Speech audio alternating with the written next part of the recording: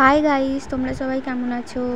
আমি তো ভালো আছি। দেখতেই পাচ্ছো আমরা সকাল সকাল বেরিয়ে পড়েছি, ঘুরতে যাচ্ছি। কোথায় যাচ্ছি বলো তো? বনমালীপুর। আর এটা ছিল অনেক দিন আগেকার একটা ব্লগ, সেই জানুয়ারি মাসের। আমরা যাচ্ছি বনমালীপুর ব্রহ্মদত্ত ধাম। তোমরা হয়তো অনেকেই নাম শুনেছো। এই দেখো, আমরা এসেও গেছি বনমালীপুর ব্রহ্মদত্ত ধামে। আমরা এখন এই গাড়ি করে এসেছি। গাড়িটা এখানটা পার্কিং করব, রেখে তারপর যাব। এখানে কিন্তু পার্কিং চার্জ কিছু নেয়নি। তারপর আমরা ভিতরে এসে গেছি, দেখতেই পাচ্ছ। এখানটা এবার জুতোটা খুলে ভিতরে ঢুকবো। অনেক সুন্দর জায়গা, অপরূপ, মানে কি সুন্দর। বিকেলের দিকে গেলেও তোমাদের খুব ভালো লাগবে। আমরা তো শীতকালের বেলা দুপুর করেই বেরিয়েছিলাম, ভালোই লাগছিলো। এই যে প্রচুর সোনা সিঁড়িতে উঠছে, আমিও এবার যাব, ভেতরে উঠবো।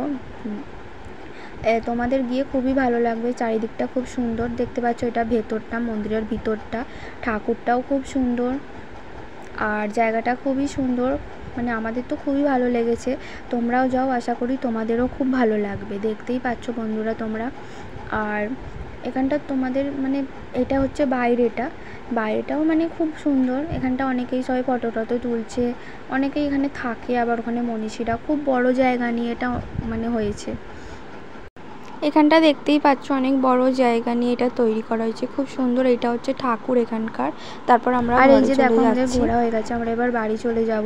তোমরা যদি ভাবো এখানে যেতে চাও, তাহলে তোমরা যেতেই পারো। বনমালীপুর ব্রহ্মদত্ত ধাম, এই জায়গাটা খুব সুন্দর। অনেক বড় এরিয়া নিয়ে এটা হয়েছে, মানে সুন্দর করা হয়েছে। আমার ভিডিওটা যদি ভালো লাগে, লাইক শেয়ার কমেন্ট করে দিও। ধন্যবাদ।